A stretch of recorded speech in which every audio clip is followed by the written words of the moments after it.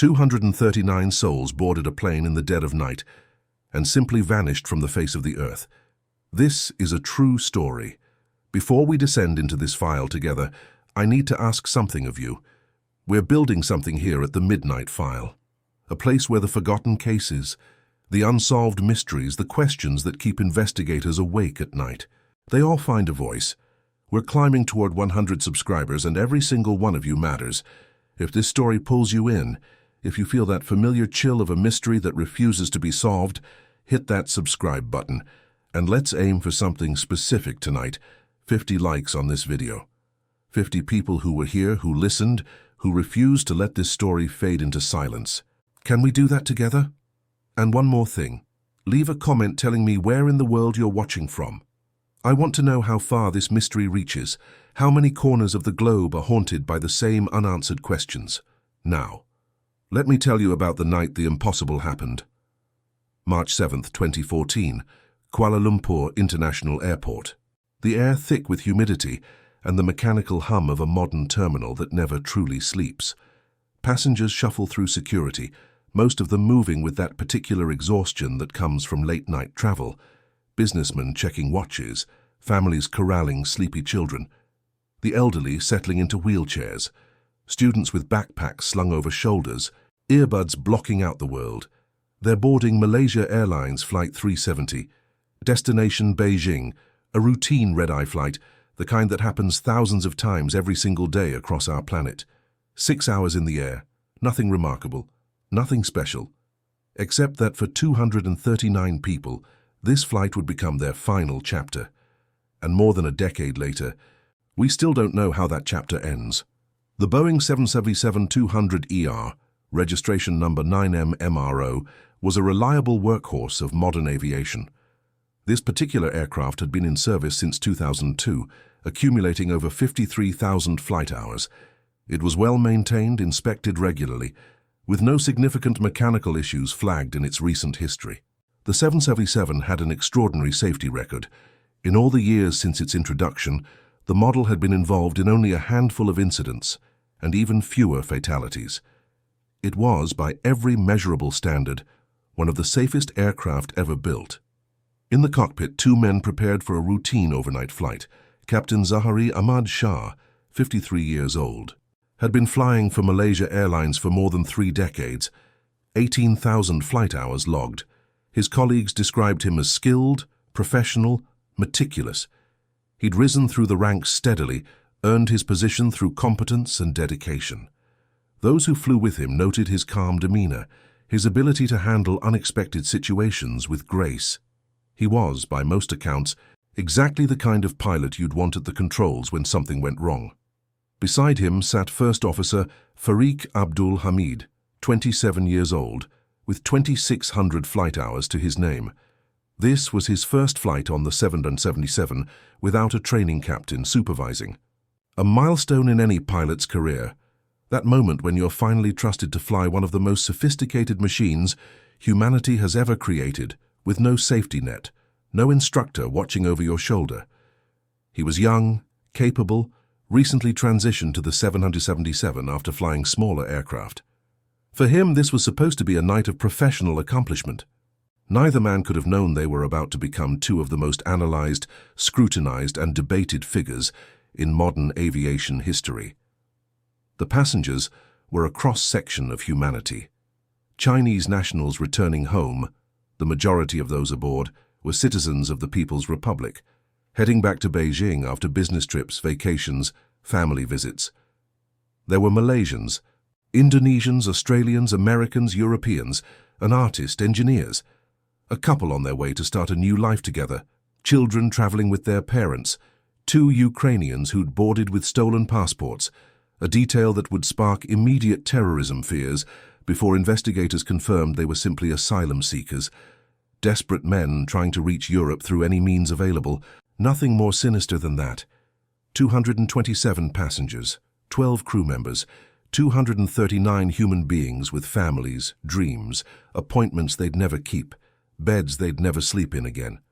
Flight 370 pushed back from the gate at 12:41 a.m. local time on March 8th.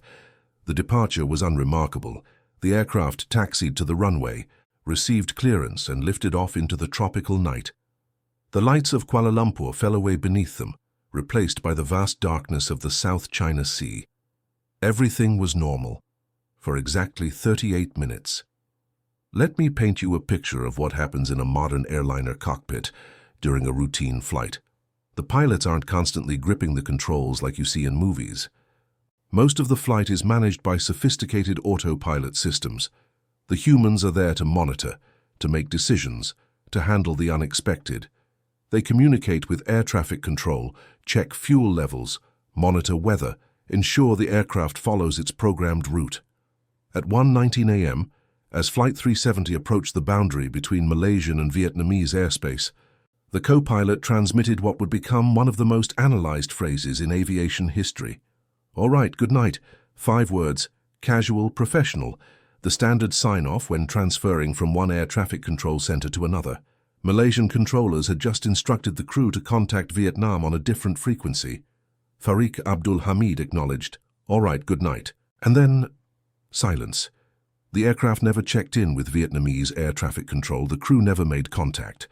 Vietnam waited, expecting the routine call that every flight makes when entering new airspace. It never came. At first, this wasn't particularly alarming. Sometimes pilots are delayed making contact. Sometimes there are technical issues with radio frequencies. Controllers gave it a few minutes, then tried calling Flight 370 themselves. No response. They tried again and again. Nothing. Vietnamese controllers contacted their Malaysian counterparts. Had the flight left Malaysian airspace? Yes, it should have crossed over by now. Was everything normal on your end? Yes, completely routine. The flight checked out normally. But something had happened in those seconds after, "All right, good night." Something that would transform a routine flight into aviation's greatest mystery. Within moments of that final transmission, the aircraft's transponder stopped broadcasting. For those unfamiliar with aviation systems, the transponder is what allows air traffic controllers to see an aircraft on their radar screens. Not just its position, but its altitude, speed, identification. It's how controllers keep planes separated, how they track every flight in their airspace. When a transponder goes silent, the aircraft doesn't necessarily disappear from radar, but it becomes much harder to track. It's like a car turning off its headlights on a dark highway. But here's what's crucial. Transponders don't just fail. They're reliable systems with backup power. For a transponder to stop broadcasting, someone has to turn it off. It requires a deliberate action, a switch that must be flipped. And that wasn't the only system that went dark. The Aircraft Communications Addressing and Reporting System, ACARS, also stopped transmitting. This system automatically sends data back to the airline's operations center, engine performance, fuel levels, system status. It's like a constant stream of health information flowing from the aircraft to the ground.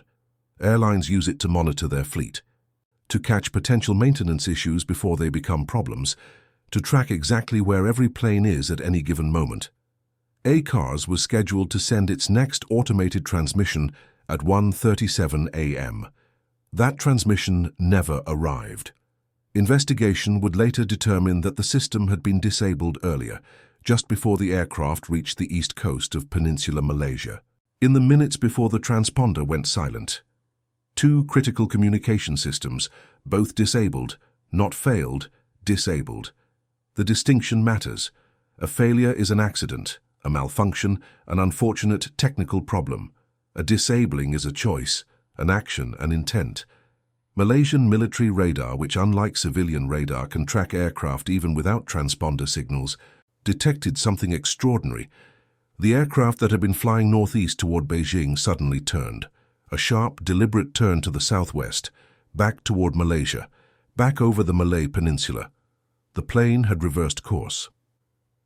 If this story has already gotten under your skin, if you're feeling that pull of a mystery that defies explanation, do me a favor. Share this video with someone. Send it to that friend who loves true crime, who stays up late reading about unsolved cases, who understands why some stories demand to be told. And if you haven't subscribed yet, now's the time. We're building something here, and I want you to be part of it. Now let me explain what that turn means. Commercial aircraft don't just decide to turn around. They follow flight plans filed before departure, routes programmed into sophisticated navigation computers, airways that crisscross the globe like invisible highways in the sky. Deviating from a flight plan requires either a very good reason, weather, mechanical emergency, medical situation, or someone deliberately changing the aircraft's course. Flight 370's turn wasn't a gentle bank to avoid a storm. It was executed at or near a specific waypoint called Igari, right at the boundary between Malaysian and Vietnamese airspace. A waypoint is a defined point in space, a coordinate that aircraft use for navigation. The fact that the turn occurred at Igari suggests someone who knew exactly where they were, someone who understood the significance of that location. And here's what makes it even more chilling. That point, that exact location, represents a gap in surveillance. It's where one country's airspace ends and another's begins. It's where civilian radar coverage has seams. It's where a pilot would know they might slip through unnoticed, at least for a few critical minutes. The aircraft flew back across the Malay Peninsula, traveling along the border between Malaysia and Thailand. Military radar tracked it, but here's something most people don't understand about military radar. It's designed to detect potential threats, to identify unknown aircraft entering national airspace. A commercial airliner on a known route, even one that's turned around, doesn't necessarily trigger immediate alarm. Military radar operators see hundreds of blips every day. Most of them are routine, most of them are nothing. So Flight 370 flew on and nobody scrambled jets, nobody sounded alarms. Nobody knew yet that something incomprehensible was happening. The aircraft passed over or near Penang, a major city on Malaysia's northwest coast. This detail would become significant later because Penang was Captain Zahari Ahmad Shah's hometown. He'd grown up there, learned to fly there, had family and history embedded in those streets and shores. Was this coincidence? Was it a final glimpse of home? Or am I reading meaning into random navigation, seeing patterns where none exist? After Penang, the aircraft turned northwest, heading out over the Andaman Sea. It continued flying for hours. Not aimlessly, the route showed purpose, direction, as if someone at the controls knew exactly where they were going. And then, around 2:22 a.m., Flight 370 disappeared from military radar as well. But it didn't crash, not yet. Here's where the story becomes almost science fiction in its strangeness. Even though the aircraft had gone dark, even though it was no longer visible to any radar system, even though it had essentially vanished from human awareness, it was still talking to a satellite. The Inmarsat 3F1 satellite, positioned in geostationary orbit above the Indian Ocean, maintained a connection with Flight 370 through something called the Satellite Data Unit installed on the aircraft. This unit performs what's called a handshake, an automated check-in that happens periodically, essentially the satellite asking, "Are you still there?" and the aircraft responding, "Yes, I'm here." These handshakes don't transmit location data. They're not GPS. They're simply acknowledgements of connection, like your phone pinging a cell tower without actually making a call. But engineers at Inmarsat realized something extraordinary. They could use the timing and frequency of these signals to calculate information about the aircraft's position. The science is complex, involving Doppler shifts and signal propagation delays. But the essential concept is this: by analyzing how long the signal took to travel from the aircraft to the satellite, and by measuring subtle frequency changes caused by the aircraft's movement, analysts could determine the plane's distance from the satellite at each handshake. This created a series of arcs, curved lines on a map representing possible positions. The final handshake, the last ping, occurred at 8:19 a.m., more than 7 hours after that final, "All right, good night." 7 hours. The aircraft had flown for 7 hours after disappearing from radar, with no one at the controls making contact, no distress signal, no explanation. Just flying. Somewhere, over an ocean so vast it could swallow entire cities without trace. The Inmarsat data created two possible corridors: a northern route, stretching from Thailand through Myanmar, China, Central Asia, ending somewhere near Kazakhstan or Western China, and a southern route, arcing down through the eastern Indian Ocean, eventually reaching the remote southern waters west of Australia. The northern corridor seemed unlikely almost immediately. That route would require flying through some of the most heavily monitored airspace on Earth: Chinese military radar, Indian air defense systems, Pakistani surveillance. The idea that a commercial airliner could traverse that path undetected stretched credibility. Intelligence agencies confirmed no unusual radar contacts that night, which left the south.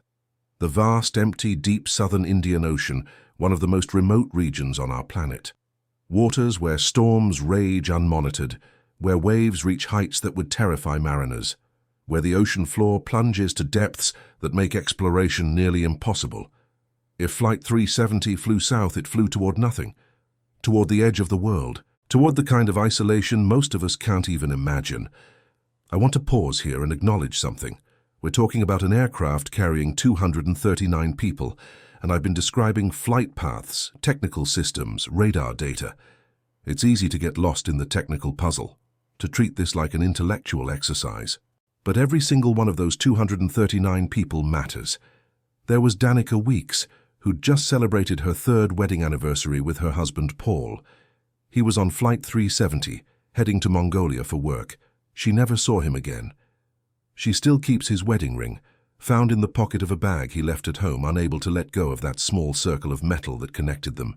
There were the parents of Puria Nur Mohammad Merdad, the 19-year-old Iranian who boarded with a stolen passport. They'd sold their small business to pay smugglers, desperate to get their son to Europe, where he might have a future. They thought they were buying him safety. Instead, they bought him a ticket to oblivion. There was Philip Wood, an American IBM executive who'd just gotten engaged to his girlfriend Sarah Bajix. They were planning a life together, talking about marriage, about where they'd live, about the family they'd build. She waited in Beijing for a plane that never arrived. Families who went to bed expecting their loved ones to land in Beijing that morning, who woke up to confusion, then concern, then creeping dread, then the worst call anyone can receive, and we don't know where they are. If you have someone you love, someone you'd break into pieces if they vanished, take a moment after this video to tell them. Don't wait. Don't assume there will always be time, because sometimes there isn't. Now, the question that haunts every conversation about Flight 370: what happened in that cockpit? Let me walk you through what we know, what we can reasonably infer, and where we enter the territory of speculation. Someone turned off the ACAR system. Someone turned off the transponder. Someone programmed or manually flew the aircraft through that turn at Agari. Someone kept flying for 7 hours while the world below had no idea where they were. The Malaysian investigation concluded that these actions required detailed knowledge of the Boeing 777 systems. This wasn't someone randomly pressing buttons. Whoever did this understood exactly which systems to disable, exactly how to disable them, and exactly when to do it for maximum effect. That narrows the suspect pool dramatically. How many people on that aircraft had that level of expertise? The 2 pilots, perhaps a few passengers with aviation backgrounds, though none on the manifest had piloting experience specific to the 777. An air marshal or security personnel might know the cockpit layout but wouldn't necessarily have the technical knowledge to manipulate complex avionics. All roads lead back to the cockpit, to Zahari Ahmad Shah and Fariq Abdul Hamid. And here's where the investigation becomes uncomfortable, because we're about to discuss the possibility that a trusted pilot, someone responsible for the lives of hundreds, might have deliberately destroyed his own aircraft. The investigators needed to understand these men, who they were, what they were feeling, whether anything in their lives suggested they were capable of mass extinction. Let's start with the captain. Zaharia Ahmad Shah was born in Penang in 1961. He joined Malaysia Airlines in 1981, starting as a cadet pilot at age 20. For 33 years he flew for the airline, accumulating thousands of hours, transitioning through different aircraft types, earning the respect of his colleagues. By all accounts, he was competent, professional, someone you'd want in command. But investigators needed to look deeper. They examined his personal life, his relationships, his mental state in the weeks and months before the disappearance. What they found was complexity, which is another way of saying they found a human being. Zahari's marriage was troubled. His wife, Faiza, had moved out of their family home. The exact timing is unclear. Some reports suggest she'd been gone for weeks, others that the separation was more recent. What's certain is that their relationship had deteriorated. 30 years together, 3 children raised, and now distance. Coldness, the kind of marital breakdown that happens to millions of people, the kind that rarely leads to catastrophe, but always causes pain. Investigators discovered that Zahari had developed a close friendship with a woman named Fatima Pardi, 35 years old, a former kindergarten teacher who worked for an opposition political party. They'd met through his political involvement. Zahari was an active supporter of Anwar Ibrahim's People's Justice Party, attending rallies, engaging in political discussions, clearly passionate about Malaysia's democratic future. The nature of his relationship with Fatima became a focus of intense speculation. Was it romantic? Was it an affair? Fatima herself later insisted publicly that it wasn't, that Zahari had been a mentor, a friend, someone she admired but not in a romantic sense. But investigators noted that the friendship had cooled in the weeks before Flight 370 disappeared. Zahari had pulled back, initiated distance. 2 days before the flight, Zahari sent Fatima a WhatsApp message describing it as a personal matter. She never disclosed what that message said. She refused to reveal its contents to investigators or journalists. What could have been in those words? A confession? A goodbye? A trivial detail that took on ominous weight only in retrospect? We don't know. We'll probably never know. Then there's the political dimension.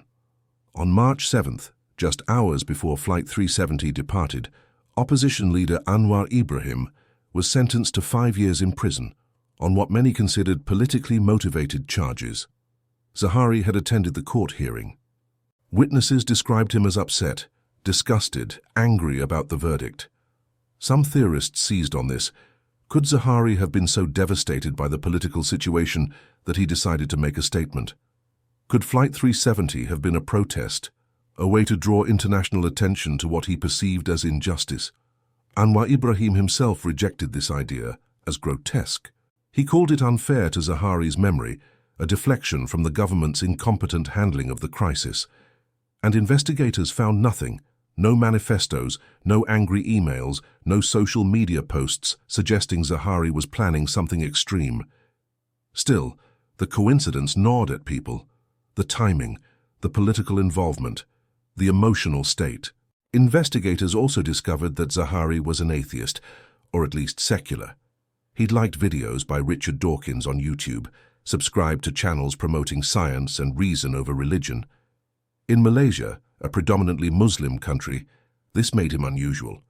Some speculated this indicated psychological turmoil, a man adrift from cultural moorings. Others saw it as completely unremarkable. Plenty of educated professionals worldwide identify as atheist without becoming threats. But here's what really captured attention: the flight simulator. Zahari was an aviation enthusiast, which is common among pilots. Flying wasn't just his job, it was his passion. He'd built a sophisticated flight simulator setup in his home, using commercial software to recreate the experience of flying various aircraft. This isn't unusual. Thousands of aviation enthusiasts worldwide have similar setups. It's a hobby, a way to practice, to explore, to experience flying aircraft or routes you'd never encounter in your professional career. Police seized the simulator and sent the hard drive to the FBI for forensic analysis. What they found was concerning. Files had been deleted from the simulator between 1.5 and 2 months before Flight 370 disappeared. Not just random files, flight simulation data, deleted deliberately, then partially recovered by forensic specialists. Among the recovered data, investigators found simulated flight paths. One particular path caught their attention, a route that flew over the Indian Ocean, eventually running out of fuel in the remote southern waters. This seemed damning. Here was the captain, weeks before the disappearance, simulating a flight path eerily similar to what investigators believed Flight 370 had actually flown. It looked like practice, like planning, like premeditation. But context matters. The simulator contained over 600 different flight paths. 600. Zahari flew virtual routes all over the world, commercial destinations, remote airstrips, challenging approaches, scenic flights. He'd simulated flights to Diego Garcia, to the Maldives, to Antarctica, to remote Pacific islands. He was exploring, playing, learning. The Indian Ocean route wasn't unique. It wasn't the only path he'd ever simulated, and the data was fragmentary, recovered from deleted files, with significant gaps. Investigators couldn't determine with certainty exactly what he'd simulated or why. The Malaysian final report stated clearly they found nothing on Zahari's computers, emails, or personal effects to suggest he was planning to divert Flight 370. His professional record was solid. Colleagues described him positively. There were no financial problems, no legal troubles, no behavioral red flags that typically precede violent acts. And yet, the marital problems, the political anger, the cooling friendship, the simulated Indian Ocean flight, the technical knowledge to disable systems, the timing of everything. Investigators couldn't prove Zahari was guilty, but they couldn't prove he was innocent either. The co-pilot received less scrutiny, partly because investigators found less concerning material, partly because Farik Abdul Hamid was younger, less experienced, and generally assumed to have less control over the situation. Farik was 27, married, no known financial or personal problems. This was his first unsupervised flight on the 777. He was at the beginning of what should have been a successful career. One detail emerged that raised questions. A cell tower near Penang detected Farik's mobile phone as the aircraft flew overhead. This was approximately 30 minutes after the turn, when the aircraft would have been flying low enough for a phone to potentially connect to ground networks. Did Farik try to make a call? Was he attempting to alert someone to a hijacking or emergency? Or did his phone simply automatically search for signal as the aircraft passed? The way all phones do without any deliberate action. Malaysian authorities disputed the cell connection entirely, claiming it never happened or couldn't be verified. The truth remains unclear. Some theorists suggested Farik might have been incapacitated early, knocked unconscious, locked out of the cockpit, or rendered unable to intervene. But there's no evidence for this. It's speculation built on the assumption that whatever happened was the captain's doing, and therefore the co-pilot must have been a victim. We don't know. Just like so much else about this case, we simply don't know. Let me take you through the leading theory, the one that many investigators and analysts believe is most likely, even though it can't be proven. The theory goes like this. Shortly after the final, "all right, good night" transmission, Captain Zahari Ahmad Shah locked the co-pilot out of the cockpit. Modern cockpits have reinforced doors, installed after the attacks of September 11, 2001. They're designed to prevent hijackers from gaining access, but they also mean that if someone inside wants to keep someone else out, they can. Zahari put on an oxygen mask. Then he depressurized the cabin. At cruise altitude, around 35,000 feet, the air is too thin to breathe. The cabin is pressurized to simulate conditions at around 8,000 feet, comfortable and safe. But if you depressurize deliberately, if you vent that pressure, anyone not wearing supplemental oxygen will lose consciousness within seconds. Within minutes, they're dead. The passengers and crew would have had oxygen masks drop from overhead compartments, the way they do in those safety demonstrations nobody pays attention to. But those masks only provide 12 to 15 minutes of oxygen, enough for an emergency descent to breathable altitude, not enough for extended flight at high altitude. If Zahari stayed at cruise altitude, everyone else on the aircraft would have died quietly. No panic, no struggle, just a gentle drift into unconsciousness, then nothing. This explains why there were no distress calls from passengers, no attempted phone calls, except possibly that one cell tower ping from Farik, no social media posts. Everyone was unconscious or deceased within minutes. Zahari then turned the aircraft around, flew back over Malaysia, perhaps taking one last look at Penang, his hometown, before setting a southern course. He programmed the autopilot to fly into the southern Indian Ocean toward the most remote waters on Earth. Then he waited. For hours. Alone in the cockpit with 238 bodies behind him, flying through the night and into dawn, until the fuel ran out. When the engines quit, starved of fuel, the aircraft would have begun descending. Without engine power, without autopilot, it would have fallen from the sky, accelerating until it slammed into the ocean at hundreds of miles per hour. The impact would have been catastrophic. The aircraft would have disintegrated on contact. Everything and everyone would have been destroyed instantly. This theory explains the deliberate disabling of communications, the turn at Igari, the extended flight time, the southern route to nowhere, the lack of debris initially found, the eventual recovery of fragments that showed high-speed impact. But it requires accepting that a professional pilot, someone trusted with lives, someone with family and friends and a community that knew him, decided to take 238 innocent people with him. Is that believable? Is that possible? If you're still with me, if you're still listening to this descent into uncertainty, I need to ask you something. Hit that like button. I know, it feels strange to like a video about tragedy, but that button doesn't mean you're celebrating what happened. It means this story matters to you. It means you believe mysteries like this deserve attention. It means you're part of a community that refuses to let the forgotten stay forgotten. We're trying to reach 50 likes tonight. Help me get there. Let's consider the alternatives because the pilot theory, as compelling as it might seem, has problems. First, the psychological profile. Zaharie exhibited no classic warning signs of someone planning mass harm. He wasn't isolated. He wasn't posting alarming content. He hadn't given away possessions or made final arrangements. He was politically engaged, socially active, passionate about his hobbies. Yes, his marriage was troubled, but millions of people experience marital problems without responding violently. Second, the motive problem. If this was intentional, what was the point? There was no manifesto, no demands, no political statement, no claim of responsibility. If you're going to end your life and take hundreds of others with you, historically, perpetrators want their reasons known. They want attention. They want their grievances broadcast. Zaharie did none of that. If he did this, he did it silently, mysteriously, leaving no explanation. Third, the behavior problem. Witnesses describe Zaharie as calm and normal in the days before the flight. His final social media posts were unremarkable.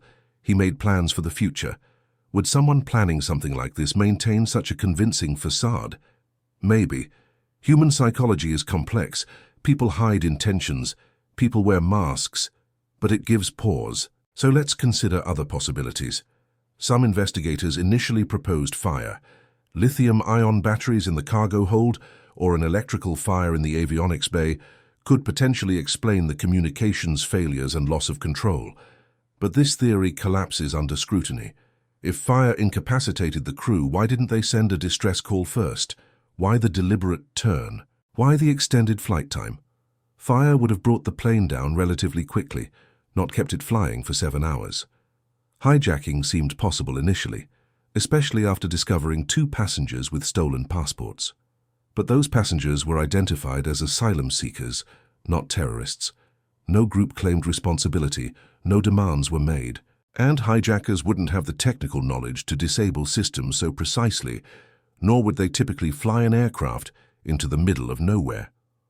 Some analysts, including aviation writer Christine Negroni, proposed rapid decompression, a structural failure that caused sudden loss of cabin pressure, incapacitating everyone aboard within seconds. The aircraft would then have continued flying on autopilot until fuel exhaustion. But again, the deliberate disabling of communication systems contradicts this.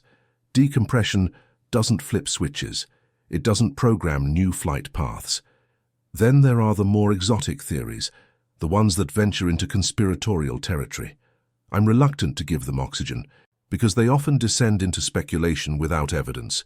But in the interest of completeness, let me briefly mention them.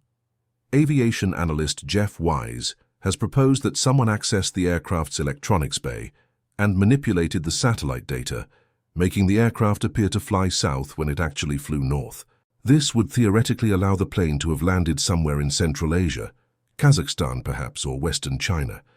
The motive would be theft, espionage, or some geopolitical objective we don't understand. The problem, this requires extremely sophisticated knowledge of Inmarsat satellite systems, access to the electronics bay, and assumes a conspiracy involving multiple nations covering up radar tracks. Most satellite experts dismiss this as technically implausible. Others have suggested Russian involvement, North Korean capture, landing at Diego Garcia, even more outlandish scenarios involving advanced weapons or secret military operations. These theories require evidence. They have none. The oceanographic data is powerful.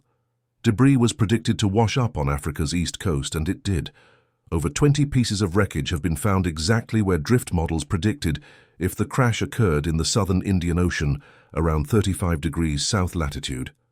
Not a single piece has been found on Australian shores, which would be inconsistent with a northern route. The Indian Ocean crash is real. The location within a few hundred miles can be determined from satellite data and confirmed by debris patterns. What we don't know is why. March 2014. The world suddenly realizes a commercial airliner has vanished. The response is unprecedented. Initially, searchers focused on the South China Sea, where the aircraft should have been when it disappeared from radar. Ships' aircraft satellites scoured the waters. They found nothing because the plane wasn't there. On March 17th, based on the Inmarsat satellite analysis, the search shifted dramatically. The southern Indian Ocean, one of the most challenging maritime environments on Earth. Australia took the lead, coordinating with Malaysia and China. The Australian Transport Safety Bureau launched what would become the largest and most expensive aviation search in history. Surface ships combed thousands of square miles. Aircraft flew search patterns looking for floating debris. Satellites were retasked to scan the ocean's surface. Nothing. In May 2014, the underwater search began. Autonomous underwater vehicles and towed sonar systems started mapping the ocean floor. The search area was massive, initially 60,000 square kilometers, later expanded to 120,000 square kilometers. To understand the scale, imagine searching an area the size of a small country but underwater, in depths reaching 5,000 meters. The ocean floor in that region is not flat. It's mountainous, trenches, ridges, volcanic seamounts. The topography is complex, the visibility zero, the pressure crushing. For 2.5 years, ships dragged sonar equipment through those waters.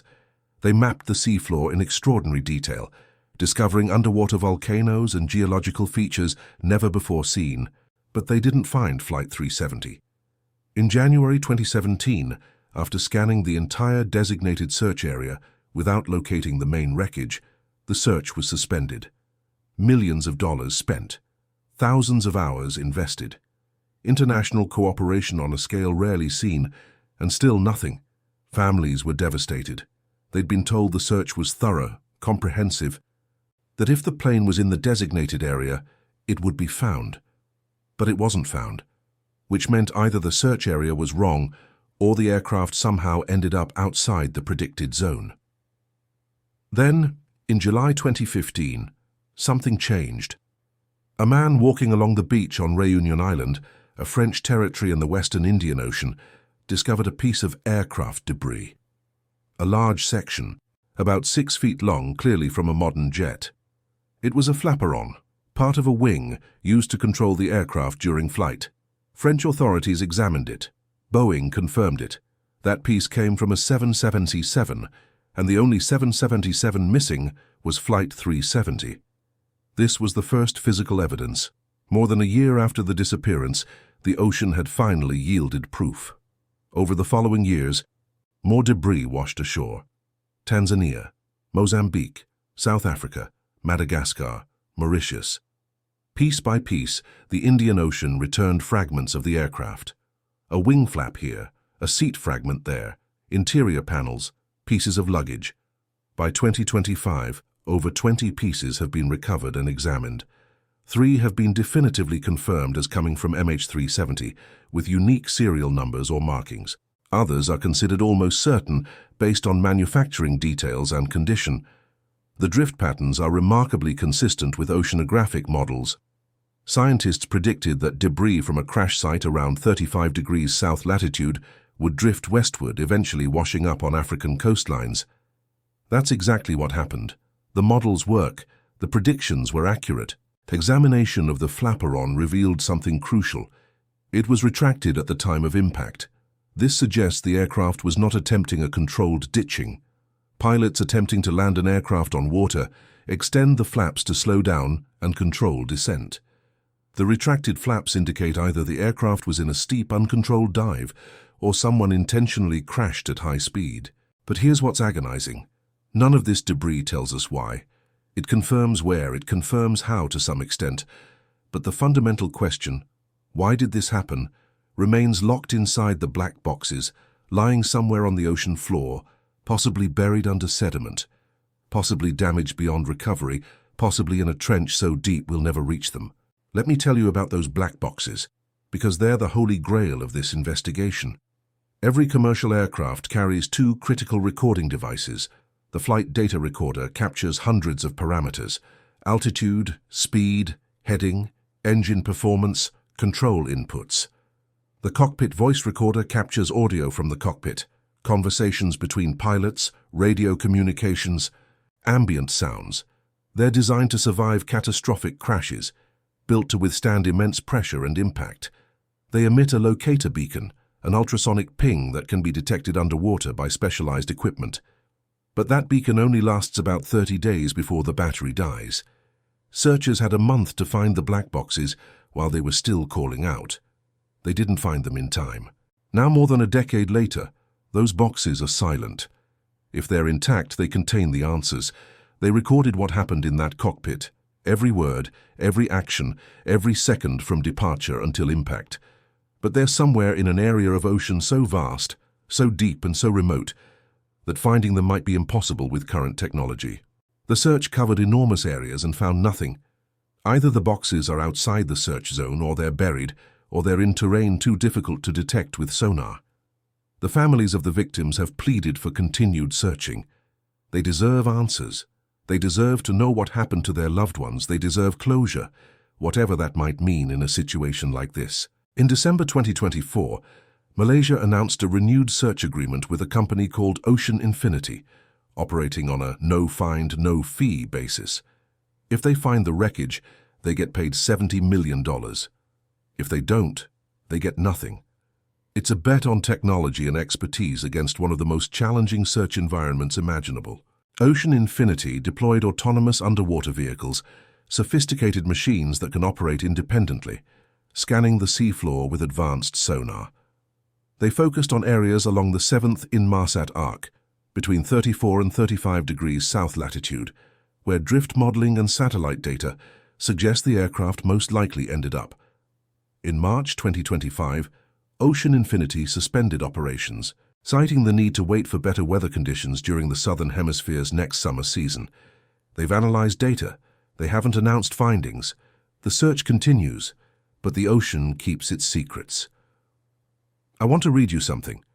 It's from the official Malaysian investigation report, released in July 2018 after 4 years of exhaustive analysis. Here's what they concluded. In conclusion, the team is unable to determine the real cause for the disappearance of MH370. 4 years of investigation, international cooperation, hundreds of experts, millions of pages of documents, forensic analysis, satellite data, radar tracks, debris examination, psychological profiling. And the final conclusion is, we don't know. The report runs to hundreds of pages, detailing everything investigators found, every avenue they explored, every theory they considered. But at the end, they had to admit defeat. Without the black boxes, without the main wreckage, without survivors or witnesses, they could not determine with certainty what happened. They could say the aircraft was deliberately diverted. The evidence overwhelmingly supports that conclusion. Someone in that cockpit made deliberate choices to turn off systems, to turn the aircraft around, to fly for hours into the ocean. But they couldn't say who. They couldn't say why. They couldn't prove intent beyond reasonable doubt. The report acknowledges the possibility of unlawful interference by a third party. It acknowledges the possibility of pilot involvement. It acknowledges mechanical issues, though evidence makes this unlikely. It acknowledges that we might never know. That admission, we might never know, is perhaps the most haunting conclusion possible. Because humans need answers. We need resolution. We need to understand why terrible things happen. Random tragedy is harder to process than tragedy with reason, even if that reason is horrifying. Let me take you inside the lives that were shattered. Sarah Bajake's Philip Wood's fiancée, became one of the most vocal family members. She refused to accept silence. She demanded answers, transparency, continued searching. She criticized the Malaysian government's handling of the investigation. She kept Philip's memory alive in interviews, on social media, through relentless advocacy. Years later, she's still fighting, still demanding answers, still unable to truly grieve because there's no body, no certainty, no closure. Danica Weeks, whose husband Paul was on the flight, described the agony of not knowing. "I don't have anywhere to go to say goodbye," and she said in an interview. "I don't have a grave. I don't have a place where I can feel close to him. He just disappeared, and I'm supposed to accept that and move on." The Chinese families, the majority of passengers were Chinese nationals, held protests. They accused Malaysia of incompetence, of cover-up, of caring more about protecting their aviation reputation than finding the truth. They demanded their loved ones back. They demanded answers. They got neither. Imagine being a parent who put your child on a plane. You watched them walk into the terminal. You said goodbye, assuming you'd talk to them when they landed. You went about your day. And then your phone rings, and someone tells you the plane is missing. Not crashed, not landed, missing. How do you process that? How do you grieve for someone who isn't confirmed dead, but couldn't possibly be alive? How do you answer your other children when they ask where their sibling is? The families exist in a liminal space between hope and despair. Most have accepted their loved ones are gone, but without remains, without definitive proof, some small part of them can't help but wonder, what if there's a chance? What if somehow, impossibly, someone survived? This is why we keep searching. Not because we realistically believe we'll find survivors after more than a decade, but because families deserve to bury their dead. They deserve answers.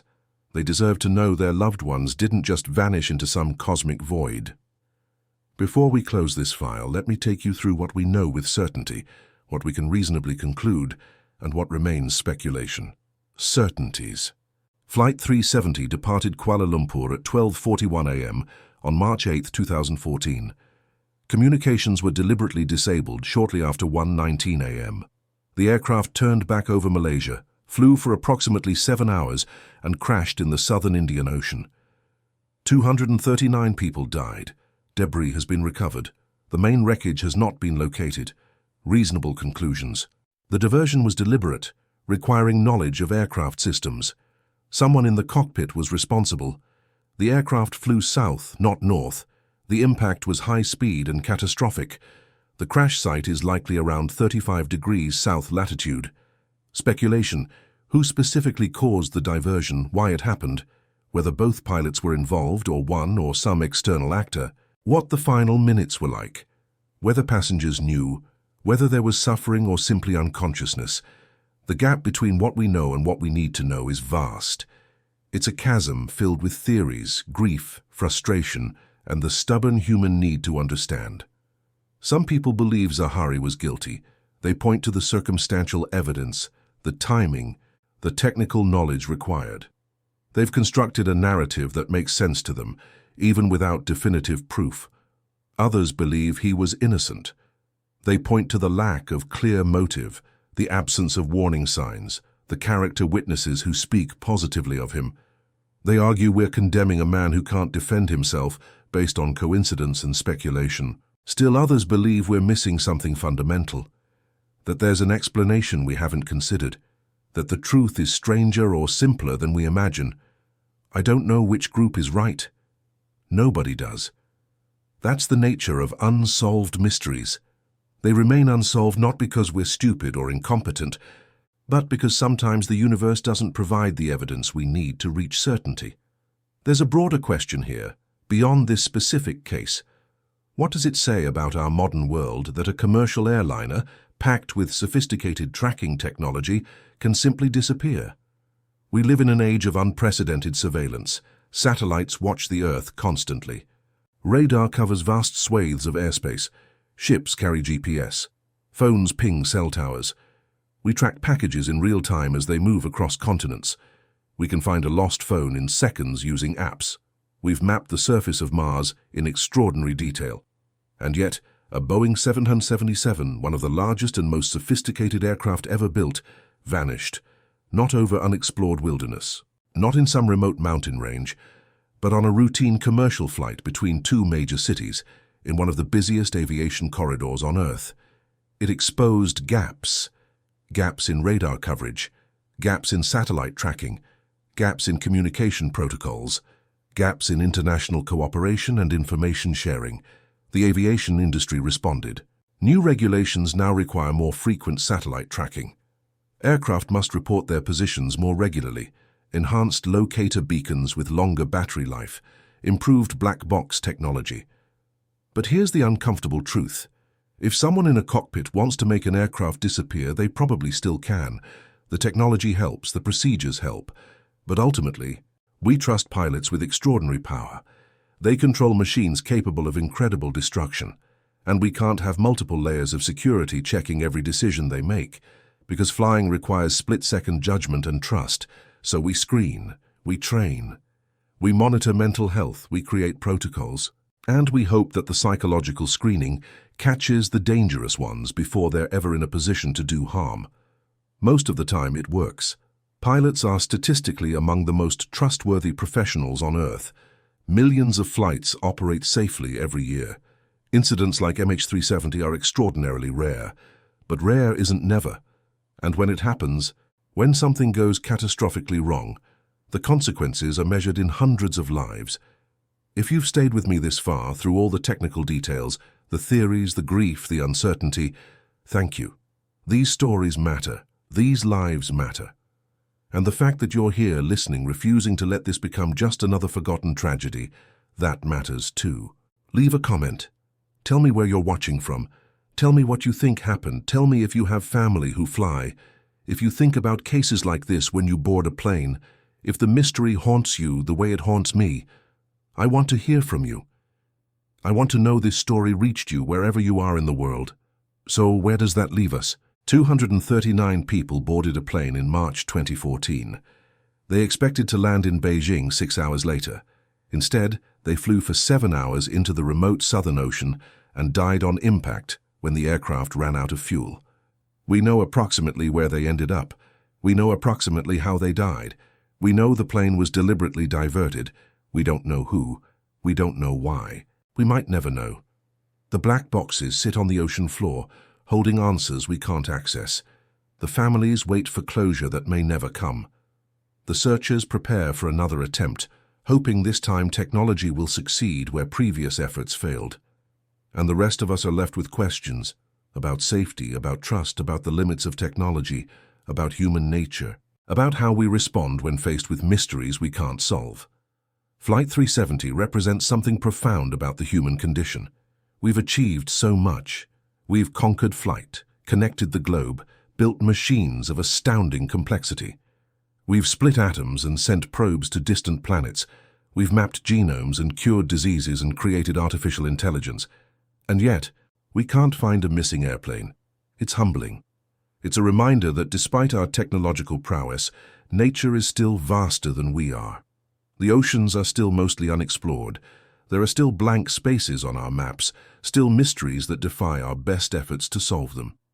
Some part of me finds that oddly comforting, not because I want families to suffer without answers, but because it means the world isn't fully known, isn't fully controlled, isn't fully conquered. There's still mystery, still wonder, still the possibility of the unknown. But I'd trade that comfort for answers in a heartbeat if it meant those families could have peace.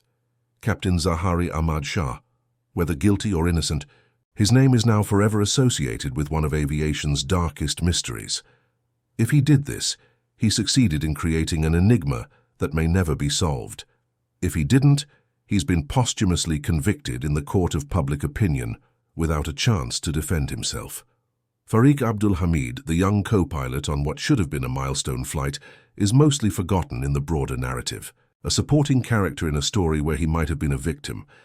And the 237 passengers and 10 cabin crew members, their names mostly unknown to anyone except their families and friends. They were just trying to get somewhere. They trusted the system. They buckled their seatbelts and closed their eyes and expected to wake up in a different city. Instead, they became part of history's greatest aviation mystery. There's no moral to this story, No neat lesson, no tidy conclusion. Just absence. Just questions. Just the vast southern ocean keeping its secrets, indifferent to our need for answers. Every town keeps a secret.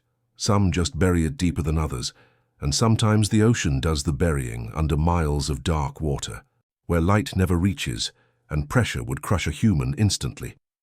Flight 370 is down there somewhere, broken into pieces, scattered across the seafloor, metal twisted by impact, seats separated from fuselage, the black boxes, their secrets intact, waiting for someone to find them. The remains of 239 people who boarded a plane and never came home. Maybe Ocean Infinity will find it on their next search. Maybe advances in deep-sea technology will make location possible in coming years. Maybe someone will stumble upon it by accident, the way we've found shipwrecks and ancient artifacts in places we never expected. Or maybe it'll stay lost, hidden in the deep. Another mystery in an ocean full of mysteries. The families will keep waiting. The investigators will keep analyzing. The theorists will keep debating. And Flight 370 will keep not existing anywhere except in memory and records and fragments of debris that washed up on distant shores. If you made it to the end, if you stayed for this entire descent into one of aviation's darkest chapters, I have one final request. Subscribe to the Midnight File. We're building something here. A place where the forgotten cases get remembered, where the unsolved mysteries get examined, where we refuse to let silence win. Every subscriber tells me this matters, that these stories deserve to be told, that the people we've lost deserve to be remembered. And remember, 50 likes, we set a goal at the start. Can we reach it? Can 50 people who watch this video say, yes, this story mattered to me? Hit that button. Be part of the community that refuses to let mysteries fade into darkness. Share this video with someone who needs to hear it, someone who thinks about these questions, someone who understands that the most haunting stories are the ones without endings. 239 souls boarded a plane. The plane climbed into the night sky, its lights visible from the ground until they merged with the stars. And then, somewhere over the dark water, between one moment and the next, between one breath and another, between the known and the unknowable, it simply vanished. The world is still looking. The ocean is still silent. And somewhere in the deep, in water so black that nothing has seen sunlight in millions of years, the truth waits. Will we ever find it? I don't know. But I know we have to keep searching. Because those 239 people deserve better than to be forgotten. They deserve better than to be reduced to statistics and theories. They deserve their story told. They deserve to be found. Even if all we can offer is remembrance. Even if all we can do is refuse to stop asking questions. Even if the answer never comes. This was Malaysia Airlines Flight 370, 239 people. March 8th, 2014. The greatest mystery in modern aviation. Their flight ended somewhere in the southern Indian Ocean, but their story doesn't end until we find them. Until next time. This is Julian Cross closing another file at the Midnight File. Some mysteries keep us up at night. This one should. Good night.